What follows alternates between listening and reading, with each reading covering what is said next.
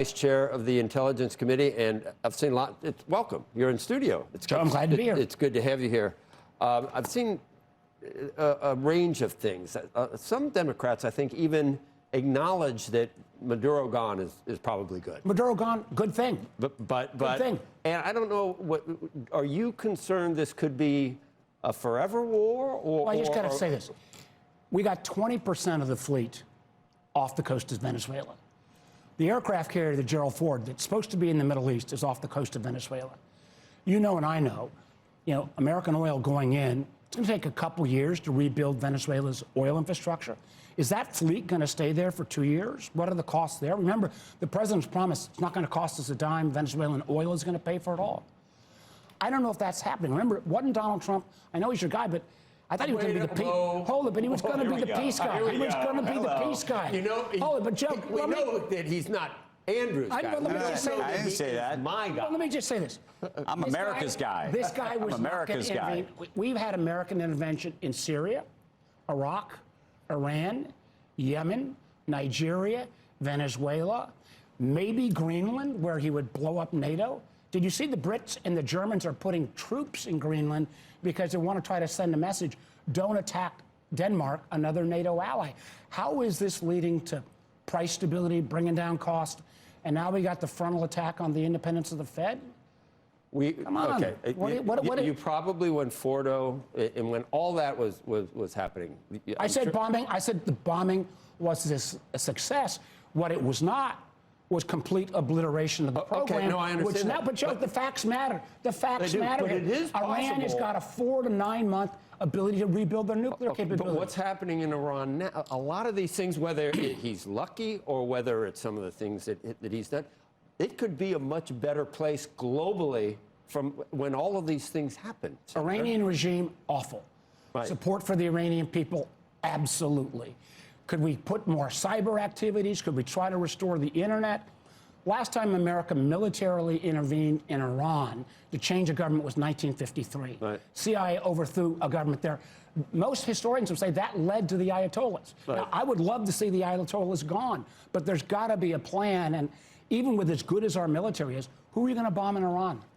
But there are good things happening in a lot of different places. Maybe he's lucky. Maybe it's in spite of things that the president does. But the world, and a lot of the wars that have been settled, I mean, Democrats have to, obviously, and I don't know whether he's my guy. I'll tell you that Tim Walz was never going to be my guy. And thank God he's not a heartbeat away from the presidency at this point.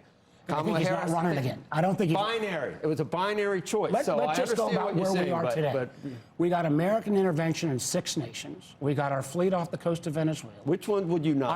I would love to see the Iranian regime change. Outside pressure, good. The idea that we're going to take a kinetic action, that might actually rally the people back to the regime. And at the meantime, what are we doing? What is he trying to do in Greenland? Does he realize NATO ally? Time will tell with Greenland. He said he wanted to go in Greenland because he's concerned about Russia going into Greenland. If he's concerned about Russia, help the Ukrainian people fight back against Russia. Do you think at this point the president has improved on the Biden administration's role for Israel? I think, is Israel in a stronger position today? Absolutely. What the Israelis is that a good thing? I think it's absolutely a good thing. And I supported the actions against Hezbollah, against Hamas. But how is the stability of the world today? How are we viewed around the world? What are we doing with the independent? What about, we have not mentioned Jay Powell yet. Yeah, I want to get to Jay Powell. I want to go to Jay Powell. Right, let's go to. Now, I want to understand what your view is of what's happened here, whether it is a pretext, whether it isn't, whether an investigation is a fair thing to do, and what the discretion level should be for a prosecutor not to prosecute, but to investigate. Well, investigation, fine, but he's talking about an indictment. And Trump's saying he didn't know about this. 2 weeks ago, he said Powell was going to get indicted. We saw it happen. So you don't believe the president's saying the truth? Let me answer the question. They tried to go after Lisa Cook. That got shot down.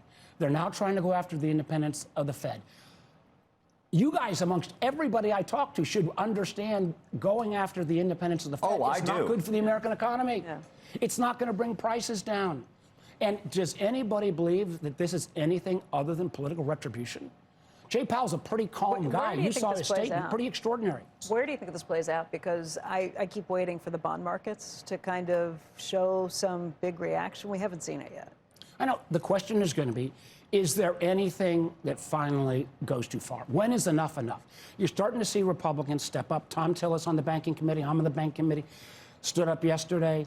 We saw five Republicans step up against the actions in Venezuela. We saw 17 House Republicans stand up on health care.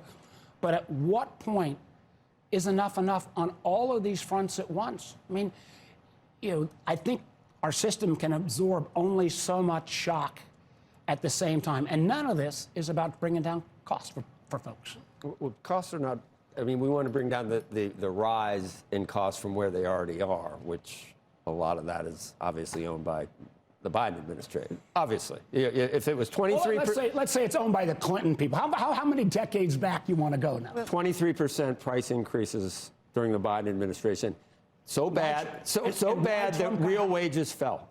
Real average weekly wages fell for 4 years under the Biden administration. That's why people feel like they can't get by right now. Now, inflation's still too high. If you're selling prices are fine, American people I'm not selling that. I'm saying that they're never going to come down. If that is your, they're rising more. They're rising more slowly. If you think affordability, blaming it on Trump is going to work, it might because he's the guy in the office.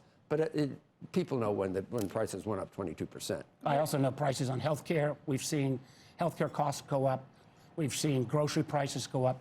We got a housing crisis. Going up. What has happened on housing prices? It was 2.7% inflation the last reading, not 9% or 10% like we had. Do you think this move to limit credit card interest rates is a sound one? You're on the banking committee. It's populist. Is that a way to bring down prices? I don't know if you can arbitrarily set a cap like that. Is it 1 year? Is it going to be long term? How does that affect the overall credit availability? Anything we can do to, help bring down interest rates, have at it. But kind of arbitrarily picking and choosing is a little bit messing with the market. So you'd be against that? Listen, I've not seen any thoughtful presentation other than a 1 year freeze, how that it would be enacted. I mean, caps are bad, right? I mean, even as a Democrat. But look, the president's been talking about capping buybacks, dividends. Where are you on that? I don't think putting arbitrary market restrictions in place without a fulsome plan makes any sense. What is it? What without a so you think there's some cases where you would tell companies not to raise dividends and not to buy back stock? I'd say, Joe, I actually remember in the old days, like 5 years ago, 2 years ago, when the idea that the American government was going to start taking equity shares in a company like Intel, and that anybody that is going to get a grant from the state, from the feds, has to put up an equity share, I would have called that socialism. What do you? No, you're switching gears again. I'm saying that it is. Both sides are hybrid now. Taking equity shares in American companies. You know, with Intel, it was a grant, and people said, if you're going to have a grant, we might as well own something and be part of it. Do you think we'll ever get TSMC? It's the less bad of the two situations. Do you think we'll ever get TSMC to bring the world's best technology on chip making to America if we've got a big equity share in their biggest competitor? We obviously want to. I mean, that's what the CHIPS Act was about, was trying to bring. CHIPS Act was my bill. Right. Okay. John Cornyn, my bill. So we do want to do it. We do want to do it. And I do think, putting some kind of tail on the back end, but if the companies have made a ton of dough, but the idea of a direct equity share, come on. I got a different question. There has been a Rorschach test pretty much over the weekend about what took place in Minneapolis and with this ICE agent. Some people watched a shooting and said this was murder. Other people said this was self-defense. But even a larger conversation, here we are having a conversation about lawfare in the context of Jay Powell. I think a lot of people are looking at a question about lawfare in the context of something much broader vis-a-vis ICE and everything else. And what you think this actually means. Listen, I'm old-fashioned. When an American citizen's killed by a law enforcement officer, I think there ought to be a full federal and state investigation. Do you think there should be a state investigation, I think the state has got a role to play here. I think there is an investigation. And I think we ought to not jump to conclusions until the investigation is over. I will tell you this. What did you see? I will tell you this. I saw a horrifying video, but I'm not going to jump to a conclusion until we have an investigation. I'll tell you this: in Virginia, they've got a quota on how many people they got to pick up each week. 75% of the people who've been picked up in Virginia by ICE, and I've been to the ICE facilities to see the conditions, have violated no laws at all. That is not what the president said. We're going to get the criminals off the street. I can't speak to everything in Minneapolis. I can speak to what's happening in Virginia. 75% of the people, no criminal record. Secure the border, absolutely. Have masked ICE agents picking up moms, dropping off kids, or folks going to work. I don't think that's what the American people signed up for.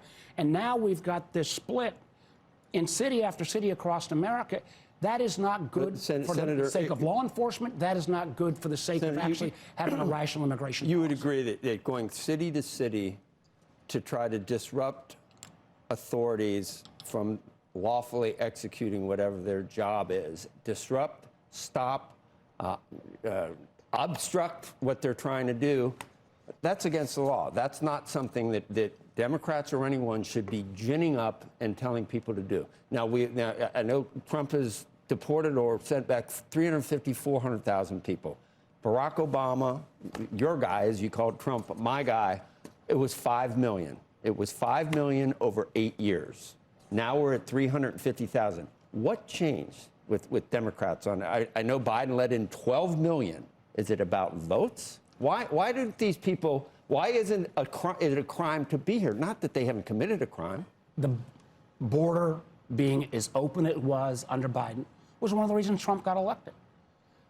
But the idea... So you're glad it's closed now? Do I think we ought to not have a fully open border? Absolutely. I've said that all along. So with the 12 million that came in, what do we do? The question I have for you is closing the border versus sending out ICE agents across the country to randomly pick up people based on quotas that have committed no crime. How did Obama deport 5 million? Done at the border. I think it was a lot of that was done at the border. They were sent back. And the truth is, I don't think the American people signed up for this, where you see people who are working.